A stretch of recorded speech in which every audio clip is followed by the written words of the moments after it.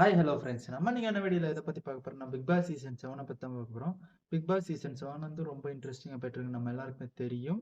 அத பத்தி தான் இப்ப பார்க்க போறோம். நம்ம வீடியோ பார்க்குறதுக்கு முன்னாடி நம்ம வீடியோக்கு எந்த லைக்குமே வரமாட்டேங்குது. சப்ஸ்கிரைபும் வரமாட்டேங்குது. கொஞ்சம் நீங்க பார்த்து பண்ணா தான் எனக்கு வரும். இந்த வீடியோக்கு மறக்காம ஒரு லைக் மட்டும் பண்ணிருங்க. இன்னைக்கு காலைல ஒரு ஜாலியா என்ஜாய் பண்ணி, ஜாலியா டான்ஸ் ஆடிட்டு ஒரு மோட்டிவேஷன் சாங் தான் போட்டாங்கன்னு சொன்னோம். ரொம்ப மோட்டிவேட்டா ஏன்னா அன்னைக்கு டாஸ்க் ஹெவியா இருக்கும் போல இருக்கு. அதனால மோட்டிவேட் சாங்கா தான் போட்டிருப்பாங்க போல இருக்குன்னு தான் தோணுச்சு எனக்கு காலைல. அதுக்கப்புறம் நம்ம விஷ்ணு சொல்றாப்ல, விஷ்ணுவுக்கு தெரிஞ்ச மாரி தான் சொல்லிட்டு இருக்காப்ல. என்னன்னா, இந்த டாஸ்க்லாம் முடிவு பண்ணி வச்சிருப்பாங்க போல இருக்கு ஏற்கனவே. யார் வரணும், யார் வரக்கூடாதுங்கிற மாரி எல்லாம் சொல்லிட்டு இருக்காங்க. இன்னொரு பக்கத்து நம்ம பூர்ணிமா வந்து சொல்றாங்க, மாயாட்ட இந்த கேம் வந்துட்டு அதிகபட்சம் லக்க பேஸ் பண்ணி தான் வருது இந்த கேமு. நம்மளா விளையாடுற மாரி வரல அப்படிங்கிற மாரி சொல்லிட்டு இருக்காங்க. பூர்ணிமா இருந்துகிட்டு நம்ம மாயாட்ட சொல்றாங்க, நேத்து ஒரு கேம் நடந்துச்சுங்களா, அந்த கேம் முயல் மேக்ஸ்ல வந்துட்டு, "நீ தினேஷ்னால தான் நீ ஜெயிச்ச. இல்லன்னா நீ ஜெயிச்சிருக்க மாட்ட." அப்படிங்கிற மாரி சொல்றாங்க. மாயா இருந்துகிட்டு, ஆமா அப்படின்னு உண்மைய ஒத்துக்குறாங்க. அண்ட் தினேஷ் ப்ரோவுக்கு தேங்க்ஸ்ன்னு சொல்லிட்டு அது மாரி சொல்லிட்டு இருக்காங்க. தினேஷ் வந்துட்டு சொல்லிட்டு இருக்காங்க. இது மாரி மாயாக்கு ஹெல்ப் பண்ணது.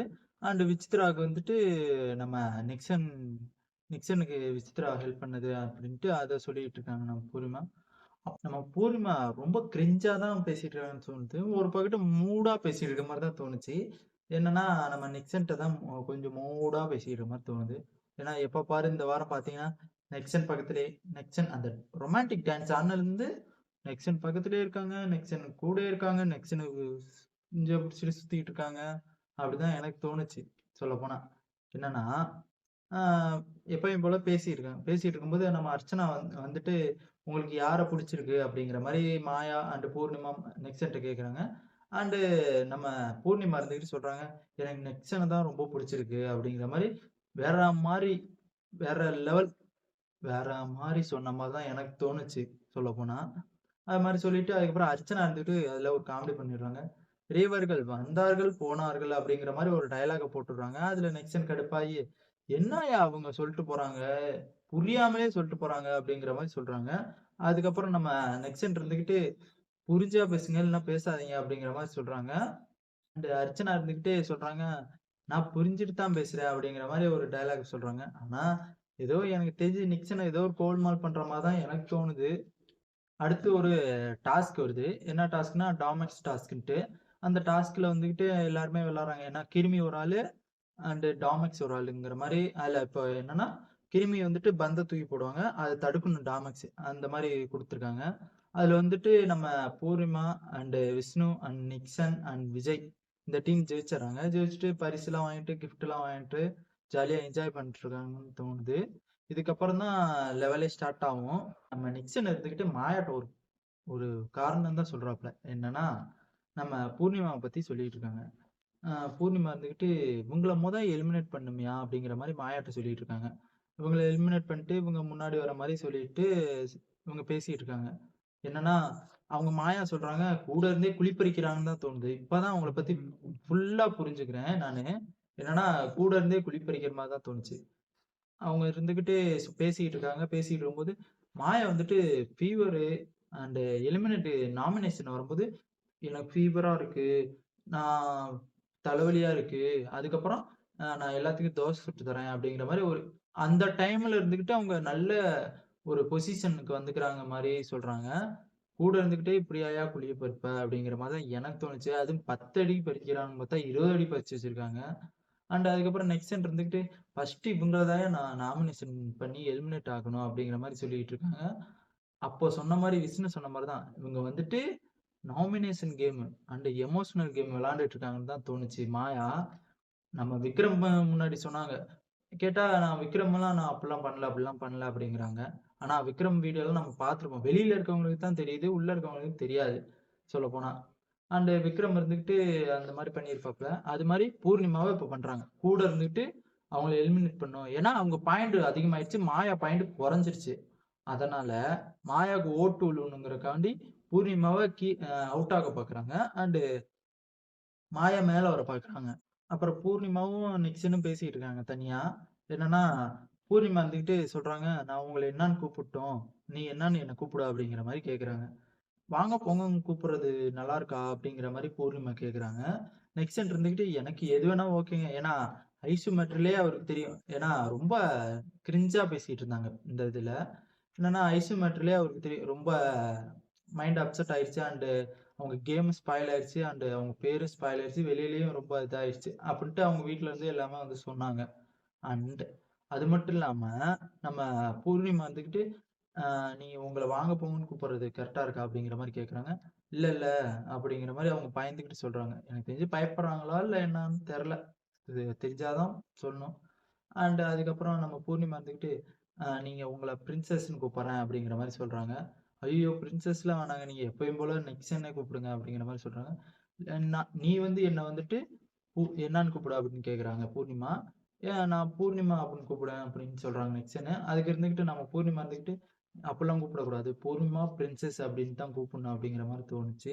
எனக்கு தெரிஞ்சு ரொம்ப கிரிஞ்சா பேசிட்டு இருக்க மாரி தான் தோணுச்சு. அதுக்கப்புறம் ஒரு பெரிய காரியம் தான் ஒண்ணு பண்ணாங்கன்னு தோணுது. என்னன்னா, ஆ நிக்சன் உட்கார்ந்திருக்காப்ல பூர்ணிமா உட்கார்ந்திருந்தாங்க. கொஞ்ச நேரத்துக்கு கழிச்சு படுக்குறாங்க. படுக்கும்போது ஒரு தலகாணி வச்சு படுக்கணும்ல. இவங்க வந்துட்டு நிக்சன் மடியில தான் படுப்பாங்களாம். அதுக்கு நிக்சன் எனக்கு ரொம்ப பயமா இருக்குங்க அப்படிங்கிற மாரி சொல்றாங்க. வெளியில ஏதாச்சும் நெனச்சுக்குவாங்களோ அப்படின்ட்டு. நெனச்சுக்கிட்டாங்க தான். நீங்க பண்றது அப்படியா இருக்கு? ஃப்ரெண்ட் மாரியா பண்றீங்க? அப்படிங்கிற மாரி தான் எனக்கு தோணுச்சு. படுக்கும்போது நம்ம ஏங்க படுக்குறீங்க? அப்படிங்கிற மாரி நிக்சன் கேட்டாப்ல. கேட்கும்போது இவங்க இருந்துட்டு, நிக்சன் மடியில படுக்கிற பெரிய வரம் அப்படின்னு ஒரு பிட்டப் தான் போட்டாப்ல. சொல்லப்போனா. எல்லாம் எதுக்கு? சொல்லப்போனா. இது வரமா வரம். கிடைக்காத வரம்லாம் இங்க வந்து கிடைக்குது. நானும் போய் படுத்துக்கிட்ட மாரி தான் எனக்கு தோணுச்சு. நானும் போய் படுக்கலாமா அப்படின்னு தான் இருக்கேன். அதுக்கப்புறம் வந்துட்டு நம்ம மாயா இருந்துட்டு சொல்றாங்க, "அ அக்கா தானே விடு" அப்படிங்கிற மாரி சொல்றாங்க. அக்கா தான் அப்படிங்கிற மாரி அவங்களும் யோசிச்சுட்டு, ஆனா உள்ளுக்குள்ள வேற மாரி தான் அது எனக்கு தோணுது. நம்ம நெக்ஸ்ட் இருந்துகிட்டு ரொம்ப பயப்படுறாப்ல. ஏன்னா, பயப்படுற மாரி தான் சொல்றாங்க. எனக்கு ரொம்ப பயமா இருக்கு அப்படிங்கிற மாரி சொல்றாங்க. பூர்ணிமா வந்துட்டு, "எதுக்குடா பயப்படுற?" அப்படிங்கிற மாரி சொல்றாங்க. அப்படியே ஒரு அந்த ஸ்லாங்கே அப்படியே செம்மையா இருந்துச்சு.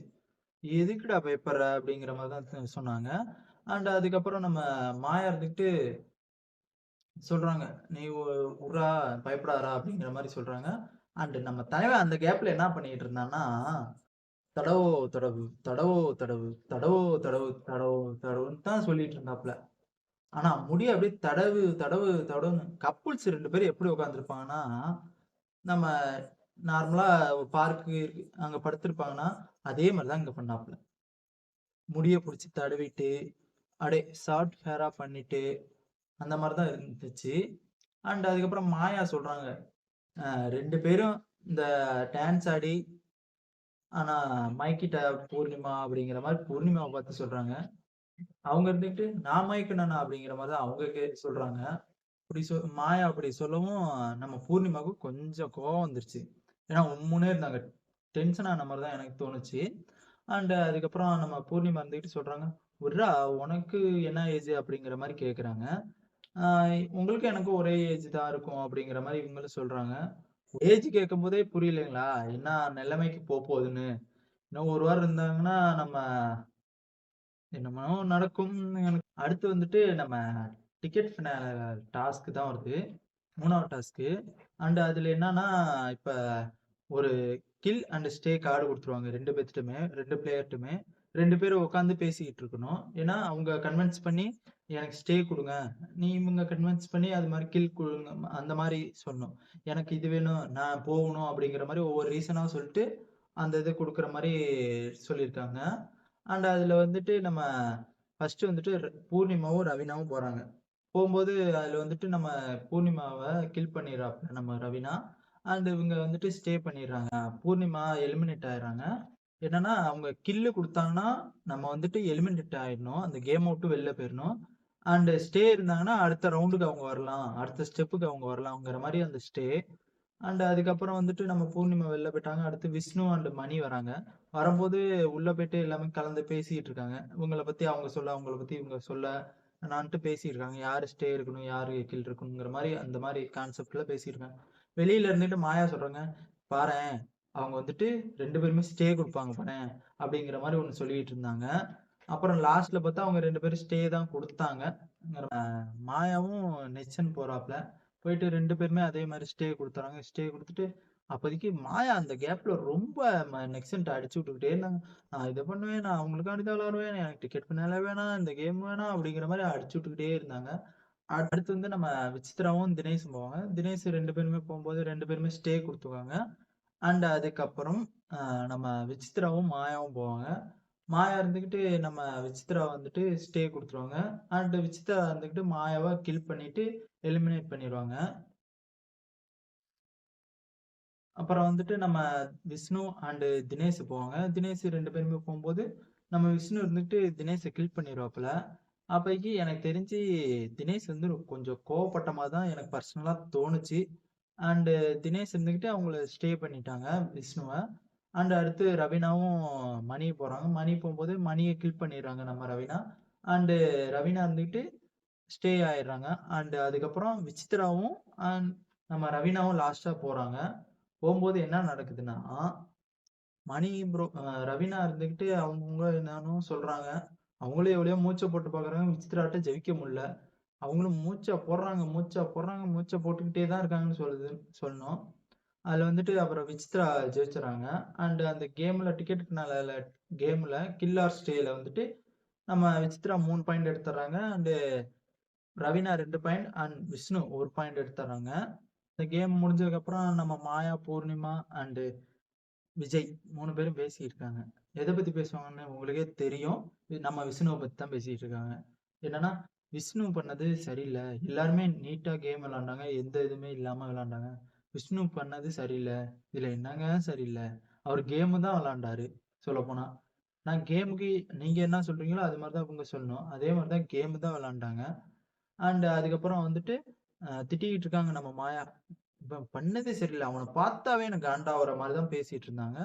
டிக்கெட் ஃபினாலேல 4வது ரவுண்டு தான் வருது. அது எனக்கு தெரிஞ்சு ரொம்ப கஷ்டமான டாஸ்க் தான் சொல்லணும். ஏன்னா, அதெல்லாம் ஒரு ஐடென்டிஃபையா சொல்ல முடியாது சொல்லப்போனா.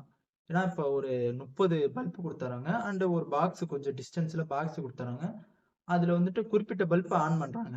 ஆன் பண்ணும்போது, அந்த பல்ப நம்ம ஞாபகம் வச்சுக்கணும். எந்தெந்த பல்ப் ஆன்ல இருந்துச்சு அப்டின்ட்டு ஆன் பண் அ அத இது ஞாபகம் வச்சுக்கணும். அண்ட் அதுக்கப்புறம் போயிட்டு டைமிங் குடுப்பாங்க. டைமிங்குள்ள போயிட்டு அத ஆஃப் பண்ணணும். டக்கு டக்கு டக்குன்னு ஆஃப் பண்ணணும். எந்தெந்த பல்ப் ஆன்ல இருந்துச்சோ, அந்தந்த இத ஸ்விட்ச ஆஃப் பண்ணணும். அந்த மாரி தான் இந்த டாஸ்க் ஓடிட்டு இருந்துச்சு. எல்லாருமே அவங்கவங்க இது விளையாண்டுட்டு இருந்தாங்க. ரொம்ப கஷ்டமா தான் இருந்துச்சுன்னு எனக்கு தோணுது. அண்ட் அதுல வந்துட்டு நம்ம 1 பாயிண்ட் வந்துட்டு ஒரே ஒரு பாயிண்ட் நம்ம தினேஷ் குடுக்குறாங்க. அண்ட் 2 பாயிண்ட் நம்ம பூர்ணிமாக்கு குடுக்குறாங்க. அண்ட் 3வது பாயிண்ட் விஷ்ணு ப்ரோவுக்கு குடுக்குறாங்க. இதுல வந்துட்டு விஷ்ணு ப்ரோ கிட்டத்தட்ட 65 பாயிண்ட் எடுத்து ஜெயிச்சுர்றாங்க. ஜெயிச்சுட்டு அதுக்கப்புறம் அவங்களுக்கு அந்த அந்த டிக்கெட்னால டாஸ்க்ல பாயிண்ட் குடுக்குறாங்க.